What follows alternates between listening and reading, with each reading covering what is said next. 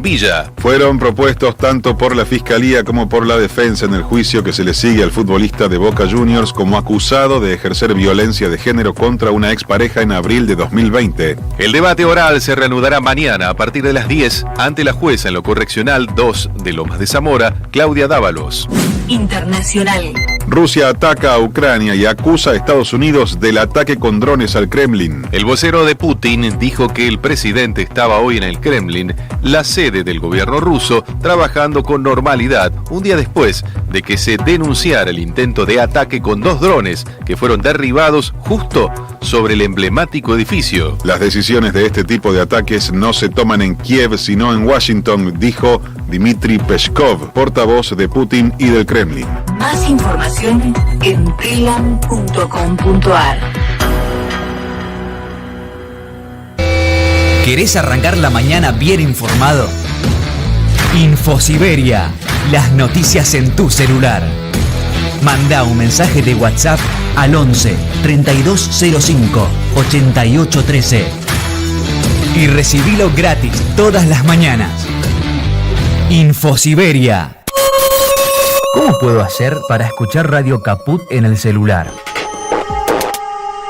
Primero lo importante.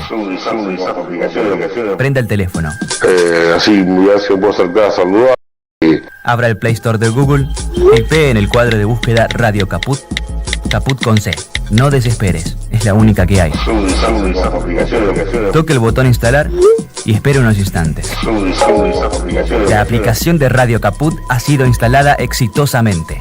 Busque el icono en su celular. Los quiero mucho, los aprecio, los admiro mucho, lo que hacen, los felicito. Y podrá escuchar la única y irreemplazable programación de Radio Caput. Sería un placer para mí, realmente. Radio Caput.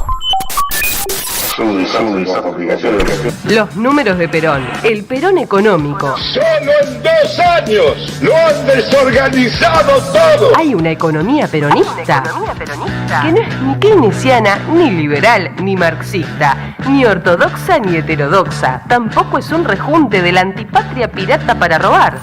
Es peronista. Han desquiciado las finanzas estatales, derrochado las reservas financieras. Es trabajocéntrica, es el laburo por sobre el mercado. Los números de Perón en Caput. En Caput.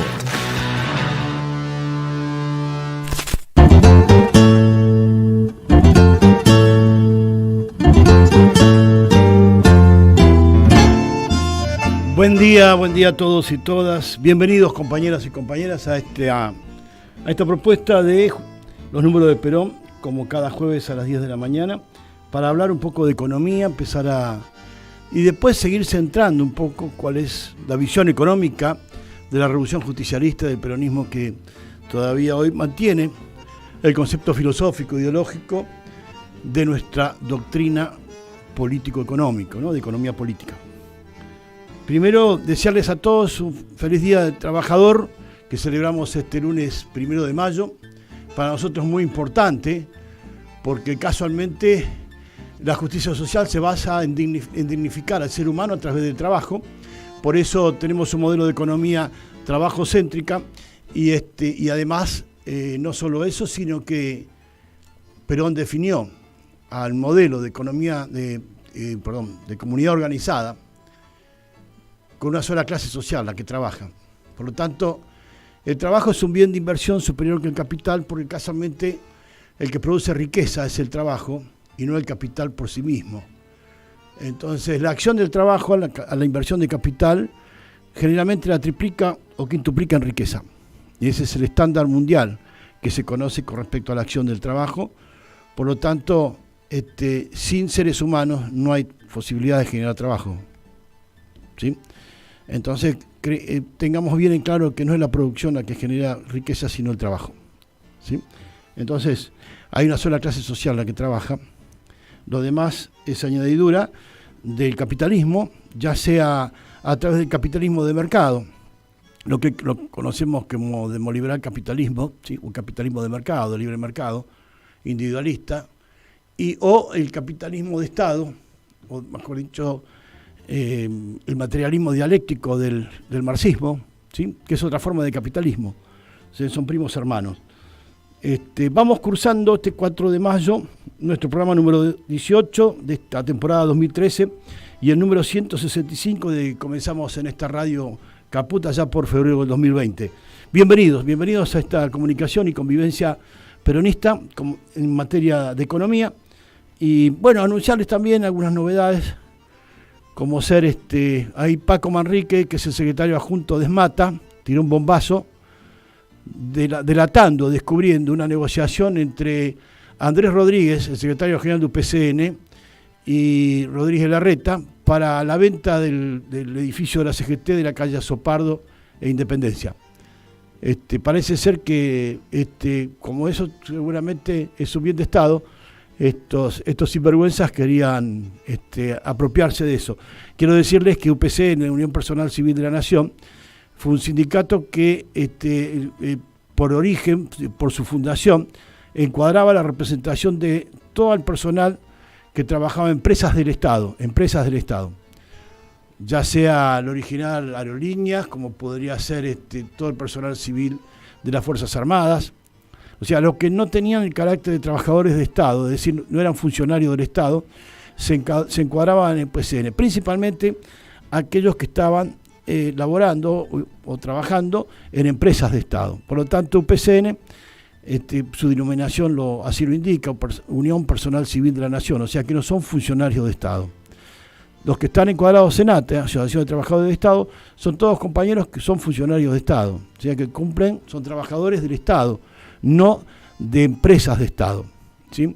Con el tiempo esto se deformó en la época de Menem y comenzaron a encuadrar desde el Ministerio de Obras Públicas, el Ministerio de Economía, a trabajadores del Estado.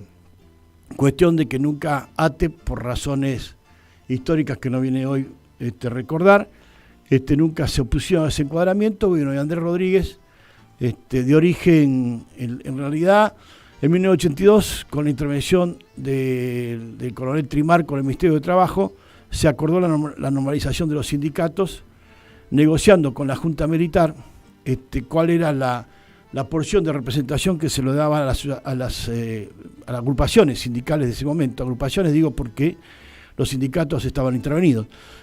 Entonces, generalmente se negoció la Secretaría General de la Tesorería de cada gremio, porque la dictadura quería seguir teniendo control sobre los sindicatos por esto del terror al movimiento obrero organizado, que siempre fue el dispositivo de poder de Perón.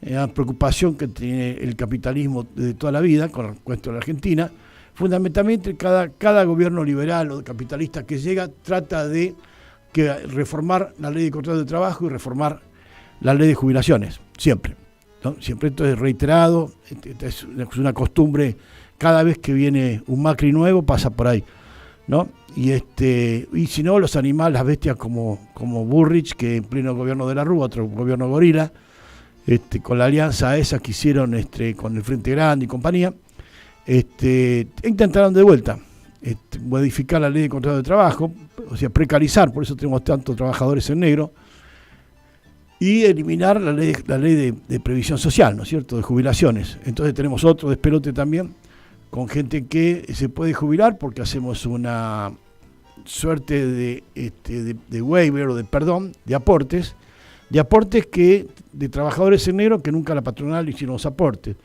Entonces inventaban una suerte de dibujo moratoria para que la gente se pueda jubilar y vaya pagando con la liquidación de la jubilación los aportes que nunca hicieron.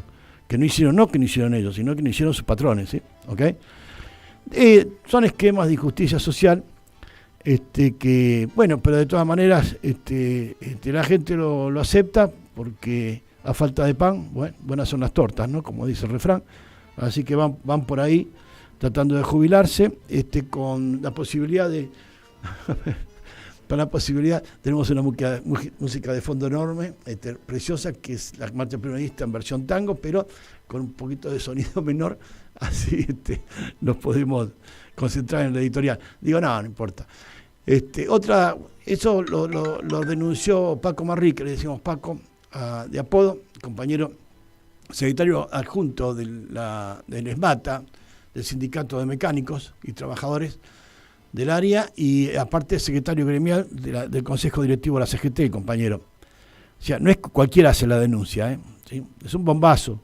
Pasa que este cretino de Andrés Rodríguez y otros personajes que puedo definir, Dante Camaño era servicio de inteligencia de la Superintendencia de Policía Federal y cayó así como peludo de regalo en gastronómicos, y con su cuñado Luis Barrionuevo, bueno, se volvieron multimillonarios. Él, la otra también, la hermana también, que es diputada nacional, que la va de peronista, no sé, sacrosanta y terrible delincuente también. Calculen que tiene la empresa de catering, los Barrionuevos, con los Camaños, tiene la empresa de catering más grande del país, con sucursales hasta en Miami, en Colombia, en Brasil, en Miami, y son las proveedoras de alimentos, digamos, comidas preformadas, o sea, comidas ya preparadas para todos los casinos y bingos que hay en el país, la línea Codere y compañía, consumen del catering de los Barrionuevos. La que conduce la empresa esta de catering, que está ubicada en la zona de Vicente López, es Sandra Barrionuevo, la hija de Camaño y Luis Barrionuevo. Pero digo, ¿de dónde sacaron las inversiones para hacerlas? De los trabajadores gastronómicos, del ahorro forzoso por aporte de obra social o aporte sindical de gastronómico. Todos los meses entra plata, ¿tá? Y estos sinvergüenzas compraron hoteles, hicieron la mal y una. Entonces aparecen ahora en la CGT con cara de estúpido, Barrionuevo. Pero esta gente son del peor origen sindical porque son post-dictadura, y la mayoría fueron los que hoy prevalecen: Cavalieri, Lescano, que murió de luz y fuerza, el de la Boca, Martínez, fueron todos ex servicios de inteligencia de las Fuerzas Armadas, y que colaron a los sindicatos, corrieron las agrupaciones sindicales originales, porque aparte le dieron palo desaparecidos, pero para hacer dulce de leche, hay de los compañeros dirigentes sindicales y delegados de fábrica, ¿no? Que los castigaron desde el vamos. Durante el exilio de Perón, más de uno era secuestrado, delegado de base, y desaparecido de su familia, ¿no? Eso nunca se contabilizó, pero es importante que alguna vez, teniendo memoria y justicia y verdad, podamos ir también en la búsqueda de esos datos para saber cuántos desaparecidos, delegados de base, militantes de barrio, transcurrieron en ese periodo, entre el 55 y el regreso del peronismo en el 73. Un dato que tenemos. Otra cosa que quiero destacar, así metiéndole un poco de página humorística, es estos de Boca, son de terror. Lo que pasa es que son incorregibles, como decía Borges, la negrada peronista es incorregible, en cualquier momento te produce una revolución. Entonces ganan en cualquier lado, hasta los chilenos le ganaron, así que no. Bueno, veremos el domingo cómo se dirime el culebrón de esta novela, ¿no? Vamos a ver. Pero, digo, qué cosa rara que tiene Boca Juniors, ¿no? Como digo yo, es impensable, ¿no? Es impredecible, ¿no? El Día del Trabajador para el peronismo, en principio tenemos que definir qué es el trabajo para el peronismo, y es un bien de inversión económico superior al capital, porque es el único dispositivo de inferencia socioeconómica, ¿saben qué?, que produce riqueza, ¿sí? Y vamos a escuchar el primer audio, Dani, si lo tenemos en punta, de Perón. No existe para el peronismo más una sola clase de hombres, los que trabajan. ¡Únanse! ¡Sean hoy más hermanos que nunca! Sobre la hermandad de los que trabajan, ha de levantarse en esta hermosa patria la unidad de todos los argentinos.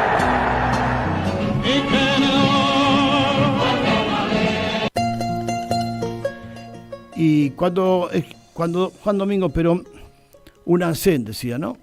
Y hoy están tratando de ver cómo pueden escolasear y vender ese edificio de la CGT de ahí de Azopar, donde estuvo. Ahí se veló a Evita, en el Salón Felipe Vallese. Ahí en principio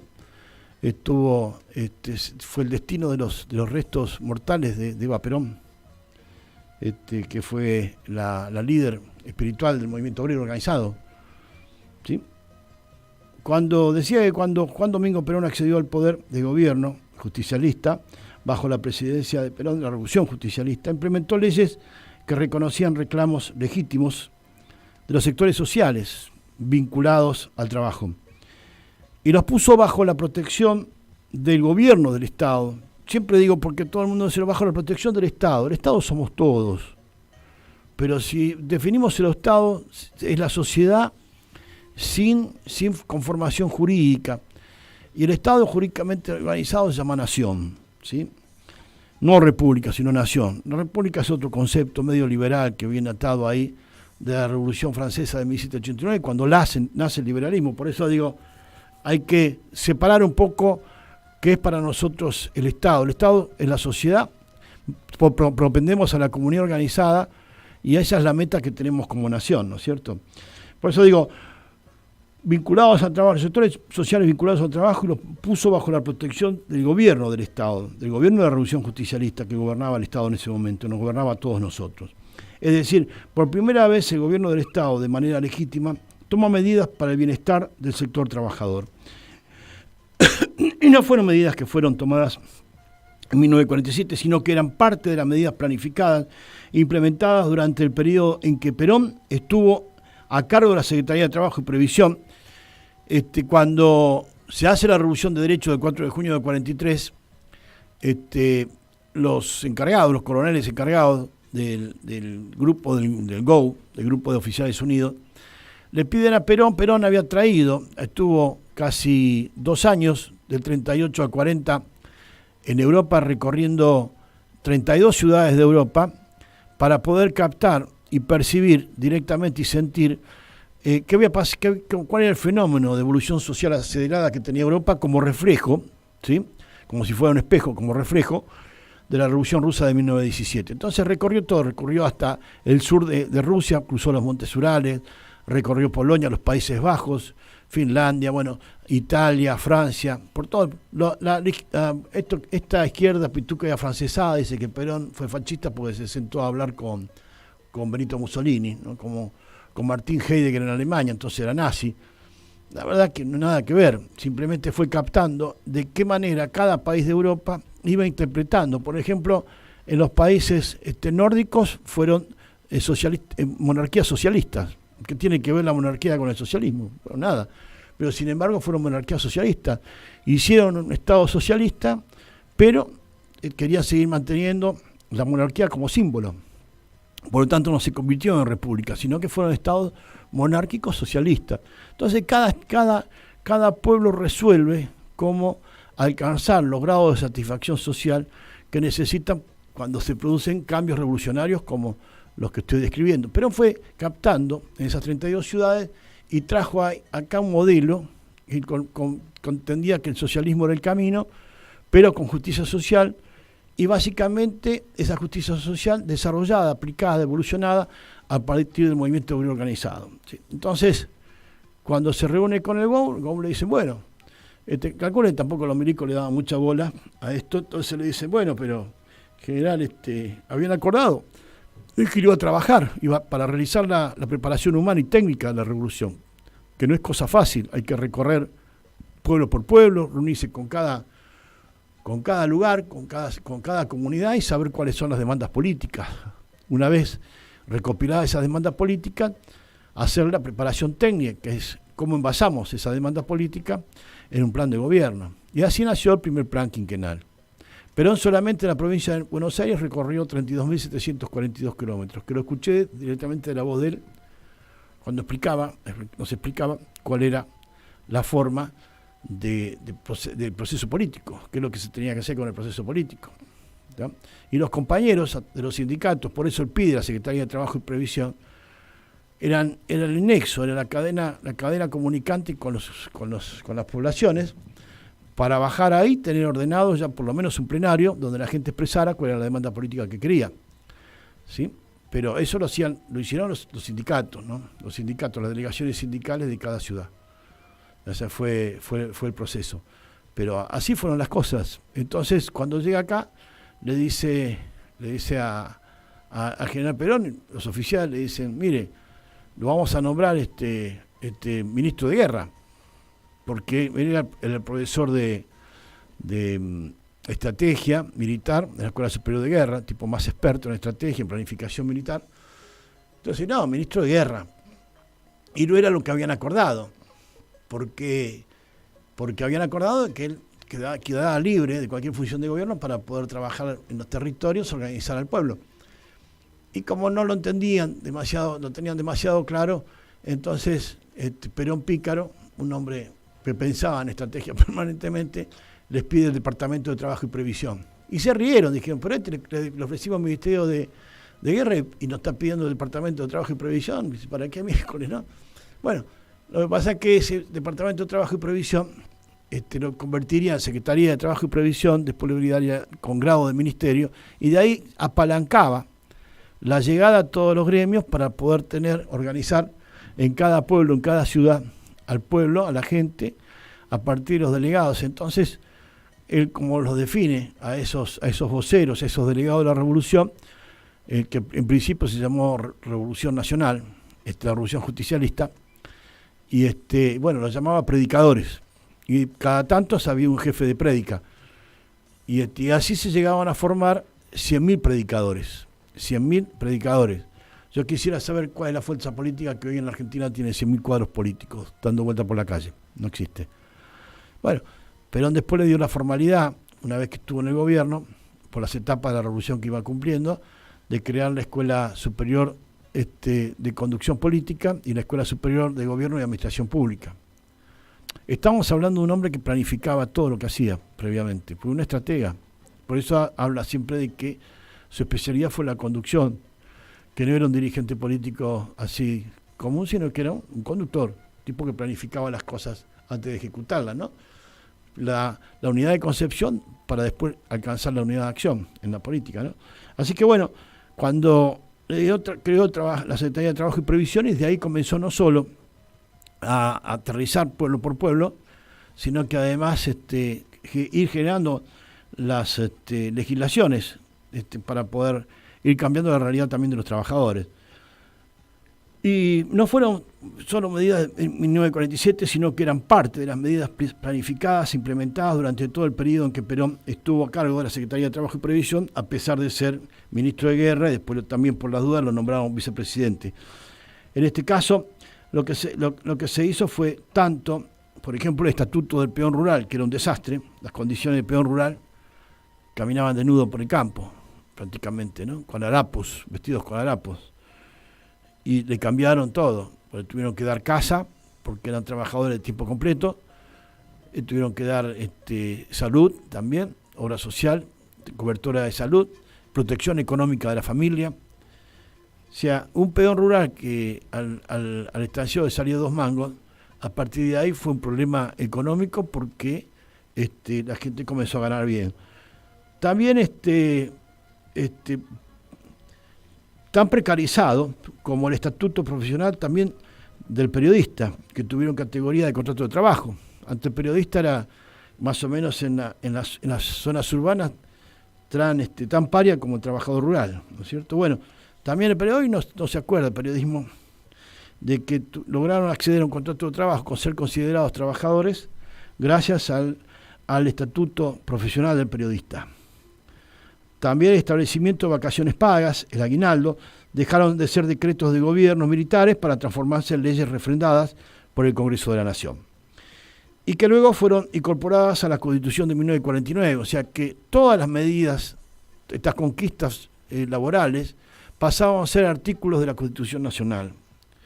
Y que solamente podían ser derogadas con una reforma constitucional, como ocurrió en 1994. Primero, con el bando militar que destituyó la Constitución de 1949 y después por la duda recontrarremacharon con la Constitución de 1949, donde se dejó de lado toda esta legislación laboral, el artículo 40 sobre la protección de los recursos naturales no renovables del Estado argentino, etcétera, etcétera, ¿no?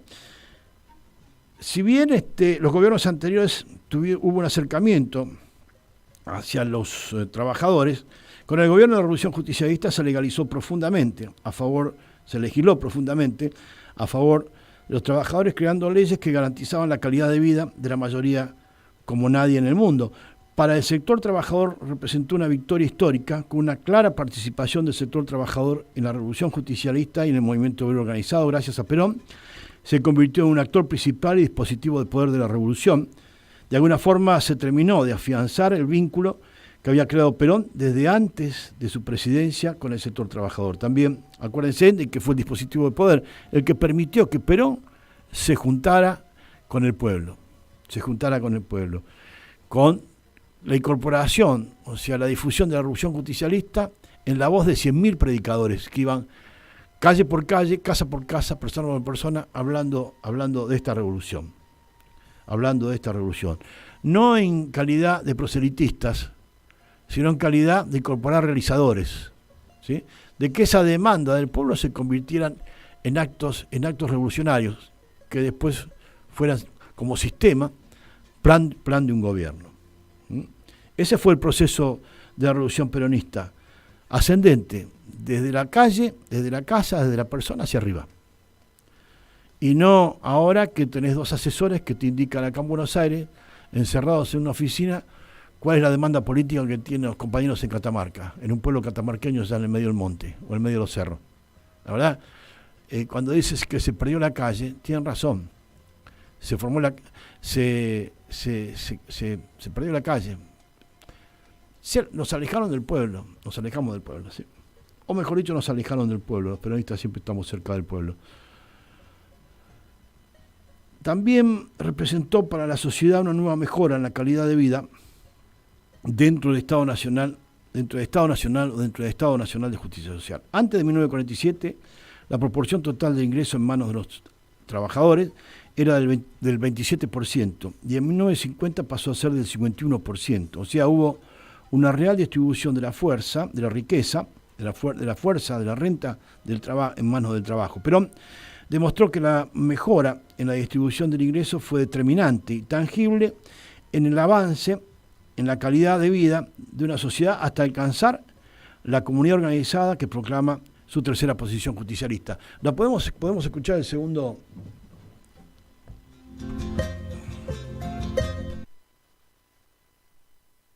Y el hombre podrá independizarse solamente en una comunidad organizada, donde cada uno haga lo suyo, realizándose dentro de una comunidad que también se realice, ya que es muy difícil que un hombre pueda realizarse en una comunidad que no se realice.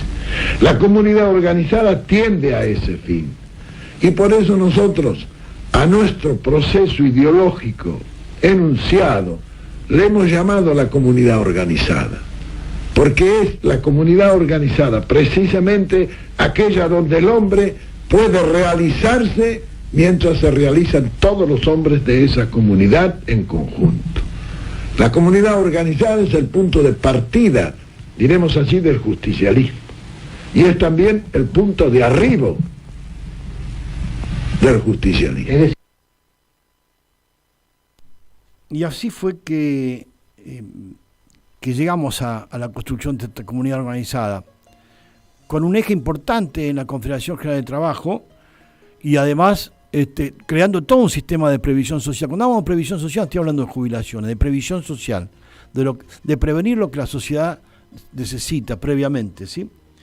Hay que tener en cuenta que la Confederación General, y bueno, junto a la Fundación Eva Perón, para aquellas personas que en el medio del campo no entendían cuáles eran los derechos que se habían conquistado, llegaba a la Fundación Eva Perón para darle un abrazo de amor y justicia social a esta gente y darle y concederle, restituirle, no darles, no una limosna, sino restituir o devolver los derechos que la sociedad les había quitado.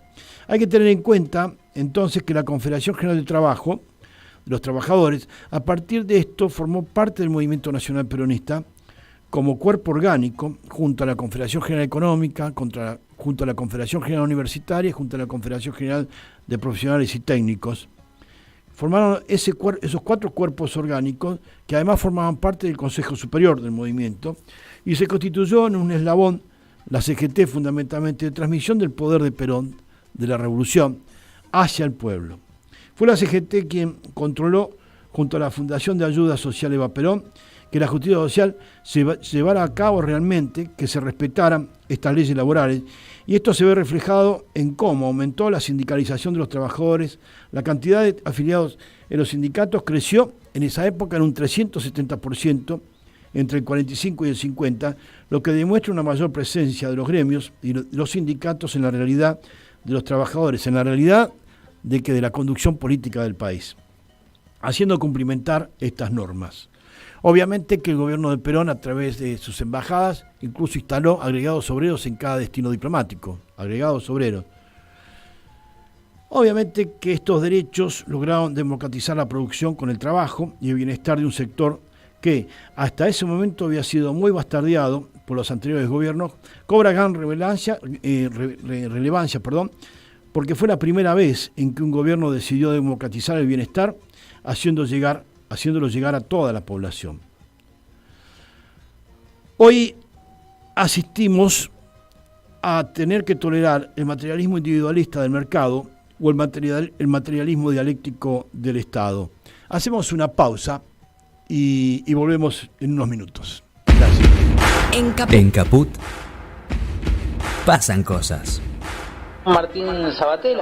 Yo creo que Cristina es la mejor candidata que tiene la Argentina. Cristina no solamente garantiza un triunfo electoral, sino que garantiza un rumbo de ese segundo capítulo del Frente de Todos que tenemos que construir con un triunfo este año en las urnas. Beto Pianelli. La que ordena, la única que podría ordenar todo esto, es la que mejor expresa el enfrentamiento de los grupos concentrados. ¿Qué tal, Héctor Recalde? Que me perdone Cristina, porque le pedimos muchísimo, ya hizo tanto y sigue haciendo, tanto en lo personal como en lo familiar, que mucho pedirle, ¿no? Pero evidentemente, para muchísimos de nosotros, la conducción política la tiene Cristina Fernández, en el lugar que finalmente ella decida estar. Luisa Culio. Sí. Por supuesto que voy a votar a Cristina y se presenta. Por ahora hay que trabajar para que pueda presentarse. Solamente el compromiso individual diario de cuerpo y alma puede lograr una patria justa, libre y soberana. Mempo Giardinelli. La apoyo, la espero, la quiero, la respeto. Me parece que es una esperanza para la República y no soy el único, creo que somos muchísimo lo que pensamos esto. Mientras sea la esperanza, yo seguiré a esa esperanza. Radio Caput. Y si hay que dar la vida, daremos la vida, por eso que no hay causa más noble. Esas cosas. La escuela, la pedagogía, los pibes, sus docentes, la crisis, el barrio y la Argentina reunidos en un memorial que no son anécdotas. A eso vine, de Néstor Rebecki. Historias, reflexiones y escritos sobre educación secundaria. A eso vine, de Néstor Rebecki. Disponible en todas las librerías. Ediciones Sicus. La buena lectura ilumina. Desde tu celular, conéctate una vez más. Seguimos informando. Seguimos informando. Se enciende una luz. Aire Radio Caput. Radio Caput. Telam Digital. Información en tiempo real. En telam.com.ar. Toda la información que necesitas.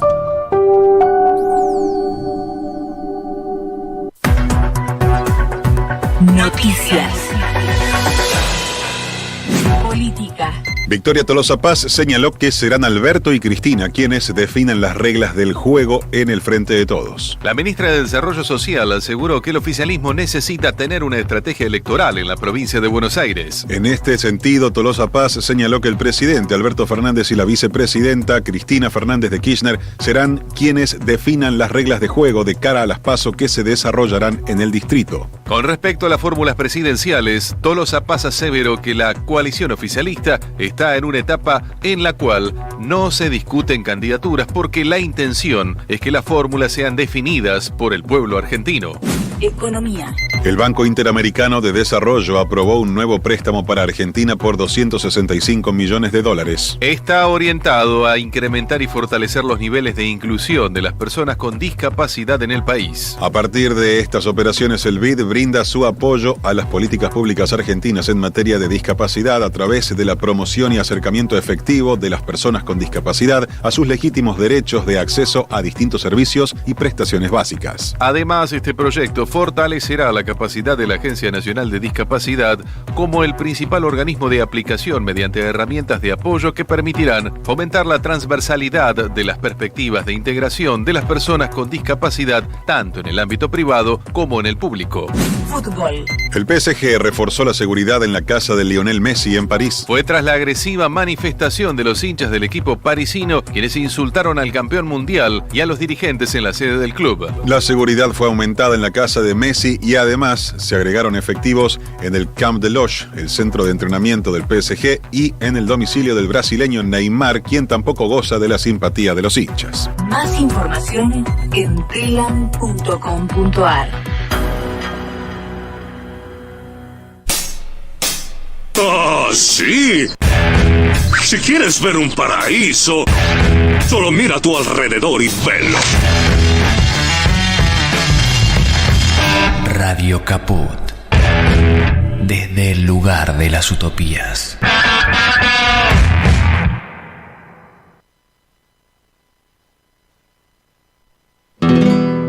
Me preguntan cómo ando y respondo más o menos con angustias en el alma por lo que le han hecho al pueblo.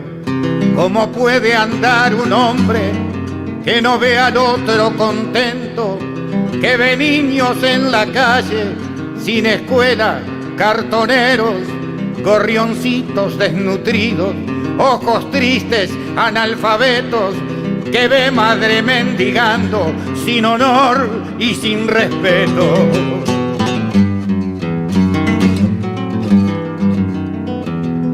Me preguntan cómo ando y respondo más o menos.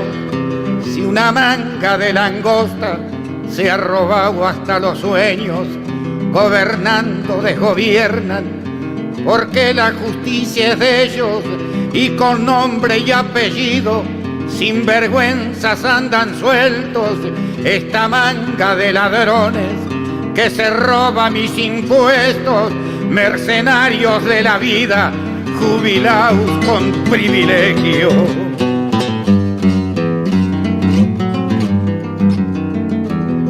Me preguntan cómo ando y respondo más o menos, porque siento que la bronca me va ganando terreno, y es allí donde me digo, si es que me gana, ¿qué haremos? Ya somos muchos con bronca y se nos acaba el tiempo.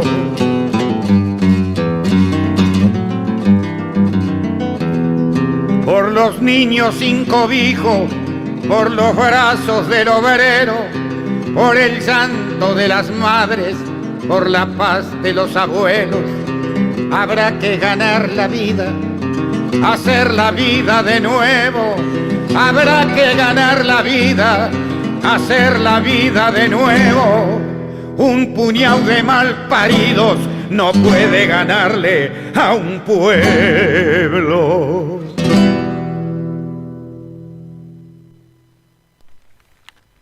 Y bueno, nuevamente en un segundo bloque escuchábamos a don Argentino Luna. Me preguntan cómo ando. Y ese fondo es hermoso, ¿eh? Ahora, claro, en ritmo así de altiplano, ¿no? La marchita peronista hermosa. Decía, hoy asistimos a tener que tolerar, después de lo que describí en el primer bloque de nuestro programa, el materialismo individualista de mercado, el materialismo dialéctico de Estado. Es decir, lo que quiero expresar con esto, de que el sistema de política económica que tenemos es un sistema ideológico. Se ha optado por un sistema ideológico distinto al justicialista, que no está sentado en el trabajo, porque si no tendríamos empresas municipales, qué sé yo, 15 empresas municipales por cada municipio, 15, o 10, pongamos 10 empresas municipales por cada municipio en la provincia de Buenos Aires, son 134. ¿Cuántas empresas tendríamos? Entonces, 13.400 empresas, solamente estatales en la provincia de Buenos Aires. Entonces, y tendríamos rápidamente cubierta, no te digo toda la desocupación, pero gran parte sí, y algo mucho más importante, de que hacia los municipios del interior irían familias que están hacinadas en el conurbano a buscar nuevos horizontes. ¿Saben cuántos pueblos cerrados hay en la provincia de Buenos Aires? 280. ¿Saben cuántos pueblos tienen menos de 1.000 habitantes? 350. Entonces, todavía yo no sé si le han congelado a Neurona, a los compañeros, pero digo, crear empresas municipales, compañeros. La otra vez pasada tuvimos acá a Nahuel Silva, que está haciendo toda una estadística de empresas municipales en todo el país, que trabaja con el gordo Hernán Brienza, en el Instituto de Capacitación Política del Ministerio del Interior, y están haciéndose laburo con la Martín Fierro, con la agrupación de ellos. Me parece extraordinario, porque los pibes jóvenes van viendo que cuando no hay inversión privada en producir cosas, bienes y servicios, y bueno, tiene que haber inversión estatal, no hay otro camino, ¿sí? Hoy millones de planes y subsidios tenemos para combatir al trabajo, que como acumulación económica permite recapitalizar al ser humano, a la familia y al país, como fue demostrado en el mundo, y que hoy, bajo el propósito inconcluso de la inclusión social, que de la que nadie sabe hacia dónde va. Lo que sí, vamos hacia la pobreza. Tenemos un 40% de gente viviendo en la pobreza. No hablar de trabajar en negro. O sea, el trabajo en negro y la pobreza son consecuencias ideológicas de este proceso desde el 24 de marzo del 76 para acá, excepto la interrupción que le dio Néstor Kirchner durante su gobierno, que le mandó un ascenso a lo que es la participación del trabajo registrado extraordinaria. Pero nos quedamos, después se nos mojó la pólvora, ¿no? Y entonces estamos en esta situación, ¿sí? El trabajo que dignifica al ser humano y que es un bien económico superior al capital. ¿Te imaginas que me escuchen ahora los muchachos? Se ponen locos. ¿Cómo puede ser que el trabajo sea superior que el capital? Más importante que el capital. Por supuesto, un valor económico constante, el trabajo es superior al capital. ¿Sí? ¿Ok? Y que el peronismo fundó como modelo económico y constituye la cultura filosófica del trabajo y la ideología económica trabajocéntrica. Para el peronismo, el modelo económico tiene el trabajo en el medio, en el centro de toda la actividad económica. Y que hoy insisten en terminar de extinguir para devaluar el producto del esfuerzo popular, que es la riqueza de renta laboral. ¿Sí? O sea, decir, la empresa, compañeros, es la organización del trabajo, no es otra cosa. Ojalá tuviéramos empresarios luminosos, como tuvo Perón, a Pedro Dodero y compañía, que entendían este concepto, y que él mismo definía. Pedro Dodero, que era el dueño de los astilleros más importantes del país, él decía, pero yo soy el representante del trabajo, de mis trabajadores, pero en términos económicos, porque los representantes, los intereses profesionales de los trabajadores eran los dirigentes sindicales, nadie les quita esa función. Pero el trabajo, la empresa es la organización del trabajo. Y en esto, aunque les parezca mentira, hay unos cuantos dirigentes sindicales que no les gusta mucho esta idea. ¿Sí? Este gobierno, evidentemente la política económica de este gobierno es antiobrera, pero no porque combatan a los obreros, sino porque es antiobrera, no está en el horizonte, en los propósitos de este plan económico, a capitalizar el país mediante el trabajo. Y aparte, si se quiere, ya se le escapó el colectivo, ¿no? ¿Sí? Se le escapó la tortuga, ¿sí? A esta altura de la ópera, ¿no? Y este gobierno que ajusta la legislación laboral y de previsión social, como lo dicta el Fondo Monetario Internacional, y como muchos gorilas infames de la historia institucional argentina, hace todo lo contrario en sentido del bienestar de la población en concepto de trabajo. ¿Sí?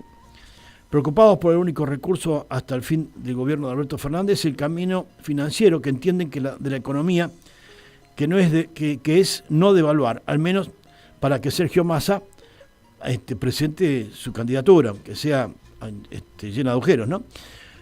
Porque en el juego que hace el Banco Central de la República Argentina con los fondos de los jubilados de la ANSES para operar en el mercado de bonos, fíjense que se han emitido en este primer trimestre del año 1.200.000 millones de pesos. 1.200.000 millones de pesos, más de los previstos solo en el primer trimestre de este año 2023, y que es dinero no para producir y generar fuente de trabajo, sino para comprar bonos. Durante la pandemia, aparte de dar los ATP a empresas como Techin para que le pagaran hasta los gerentes el sueldo, el Estado le pagara a la gerente por el tema de la pandemia, que me pareció grandioso, le emitieron 836.000 millones de pesos para la misma operación que voy a narrar ahora. Y que es dinero no para producir, sino para comprar bonos, y con ello sostener el precio de uno de los dólares financieros en una de las versiones que es el dólar contado con liquidación. No el dólar soja ni el dólar no sé qué, sino el contado con liquidación. ¿Saben para qué? Para que las empresas más importantes del país sigan manteniendo su nivel rentístico, ¿sí?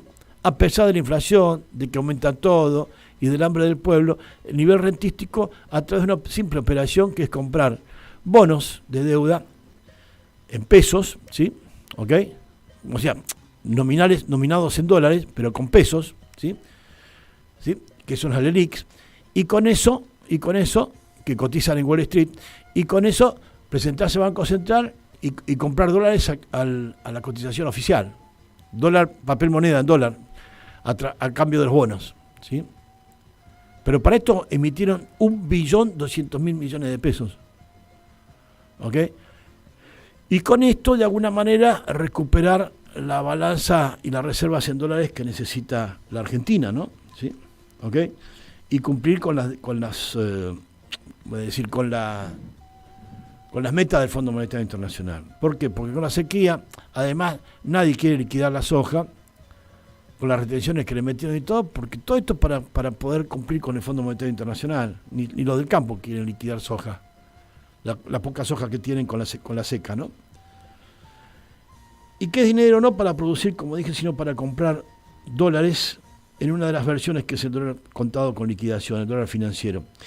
Y si hablamos de la deuda flotante del Tesoro de la Nación, la de la Secretaría de Hacienda del Ministerio de Economía, en este primer trimestre duplicó el nivel con respecto al último trimestre en diciembre del año anterior, es decir, en el 2022. Pero en diciembre, ¿sí? 4 meses, 5 meses. Esto es muy grave desde el punto de vista económico y social, muy especialmente de frente al proceso electoral que tenemos hoy y ahora. Fijémonos que hasta este último sábado, 29 de abril, apareció una edición, este sábado, 29 de abril, en el fin de semana largo con respecto al 1 de mayo, del lunes. El 29 de abril apareció una edición de Boletín Oficial, raro, porque ¿quién lo puede leer un día feriado, no? Donde se anunció que por decreto se tomaban medidas importantes. Y fíjense que casi pasó inadvertido por el mismo día sábado, feriado de un fin de semana largo, con el 1 de mayo del lunes, ¿no? Y fue publicado el sábado para cumplir con el Fondo Monetario Internacional, antes que terminara el mes de abril, sobre aumentar las tarifas de servicios públicos. Las metas de medidas con el FMI, como este decreto que dice Gas Natural, decreto 250 del año 2023, o sea, del 29 de abril del año 2023, y que es un tarifazo del gas, ¿sí? Que está escrito para técnicos, así con un lenguaje medio sofisticado, y que son en realidad adendas. Adendas son no son anexos, son partes que se incorporan al convenio por cada una de las distribuidoras privadas de gas que hay en el país. O sea, no son anexos, porque anexos son documentos que se cuelgan de un documento principal.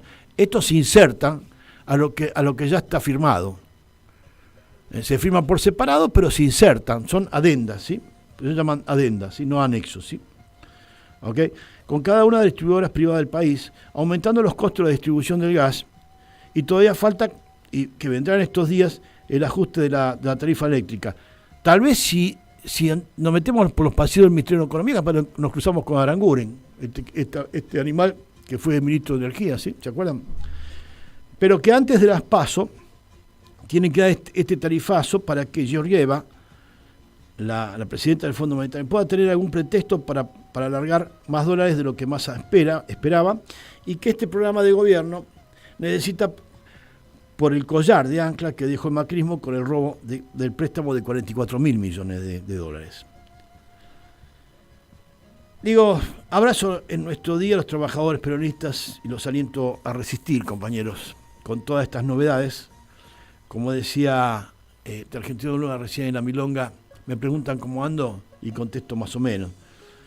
Hemos tenido un 1 de mayo, un feliz día del trabajador, y como festejamos los peronistas, los primos progresistas han quedado vacunados con el capitalismo, con el discurso y bajada de línea que les aclaró Cristina, que no se hagan rulos y que empiecen a pensar cómo resolver los quilombos que tenemos.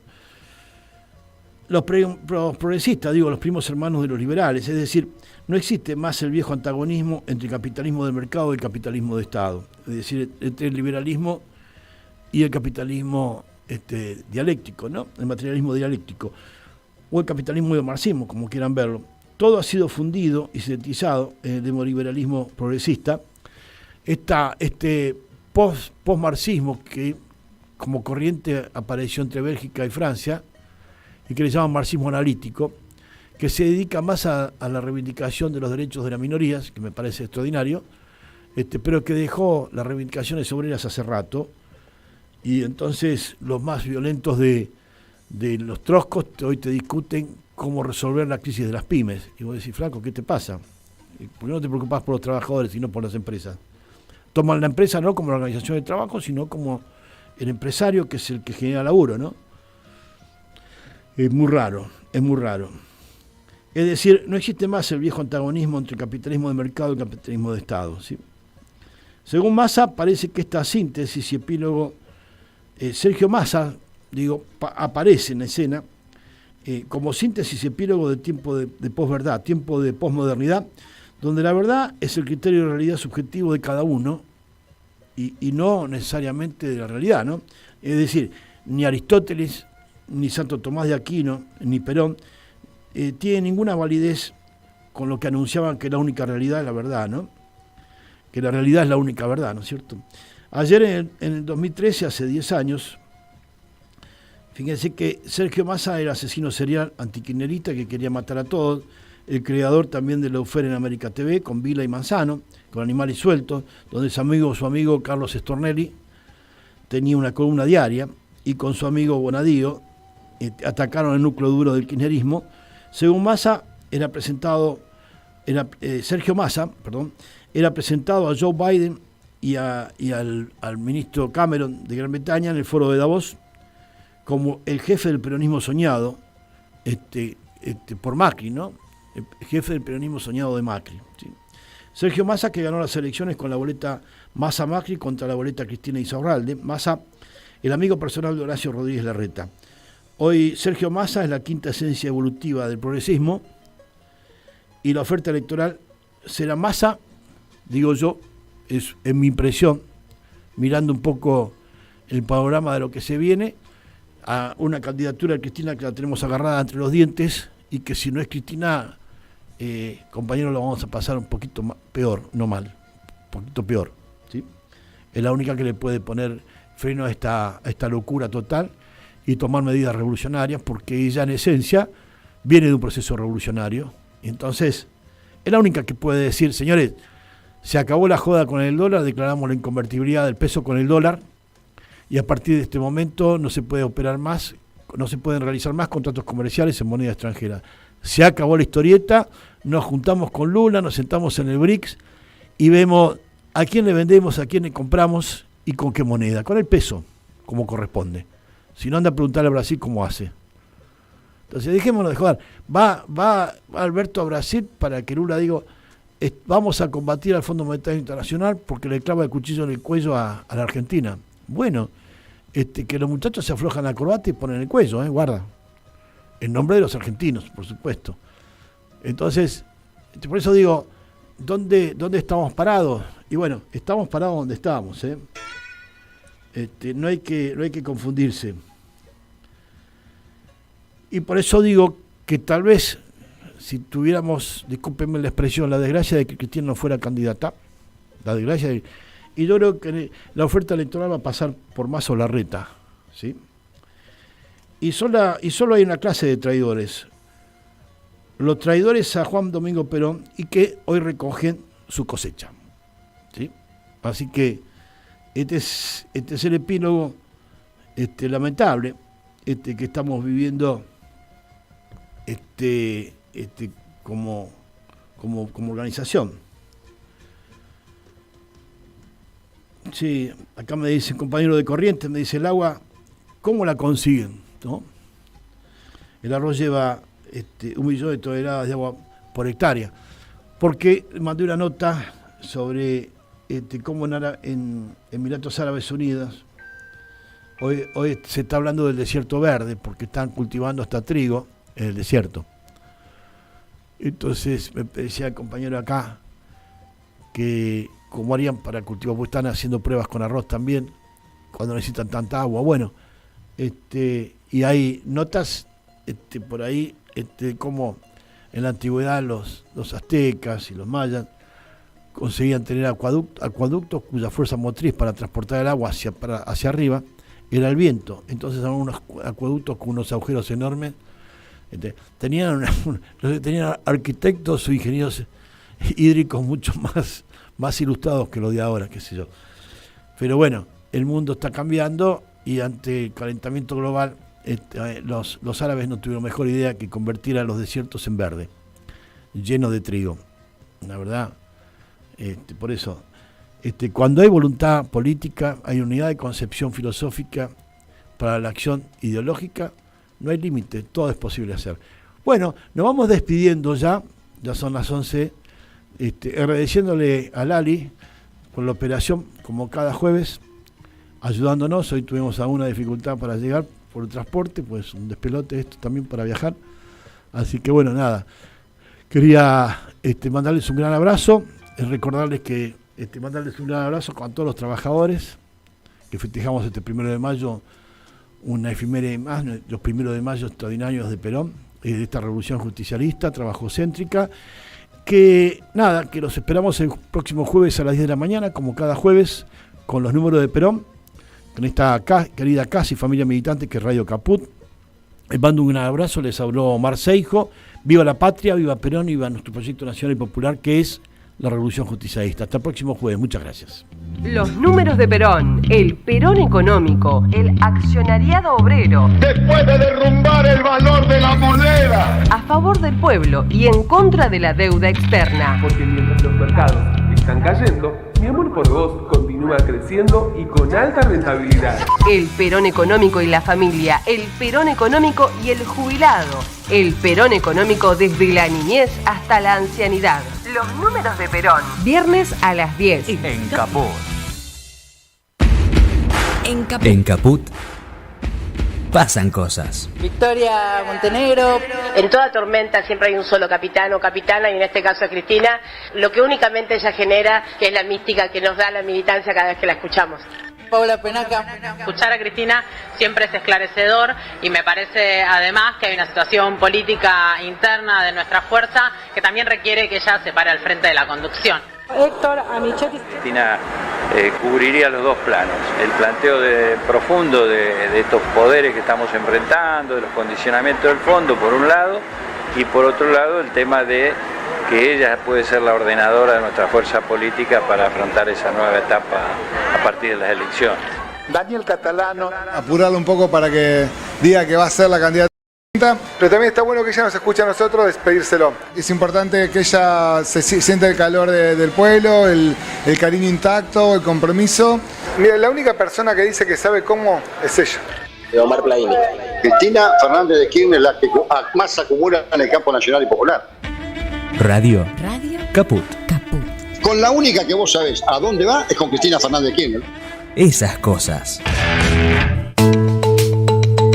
cómo podemos cuidar a nuestras y nuestros jóvenes. Hagamos un acuerdo entre adultos, que las y los jóvenes no se queden en soledad. Estemos cerca para escuchar y acompañar. Que no se queden sin adultos y adultas para conversar. Promovamos encuentros entre pares y prácticas de cuidados. Generemos espacios de escucha e intercambio, sin juzgar.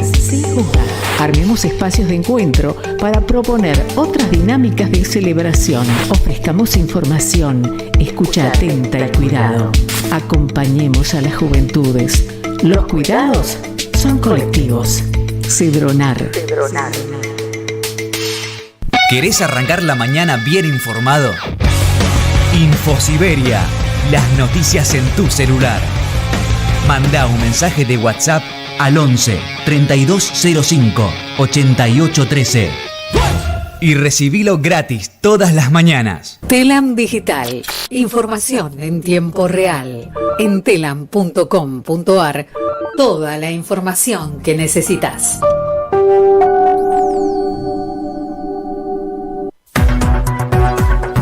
Noticias. Política. El presidente presidirá la inauguración de obras en la Universidad Nacional de Lanús. Se trata de la Escuela Judicial Manuel Dorrego y el nuevo edificio de aulas María Remedios del Valle en la Casa de Altos Estudios de la localidad bonaerense. La actividad de Alberto Fernández comenzará a las 11:30. En tanto, la portavoz de la presidencia, Gabriela Cerruti, brindará a las 17:15 una conferencia de prensa a agenda abierta en la Casa Rosada. Ciudad de Buenos Aires. Horacio Rodríguez Larreta anunció que devolverá lo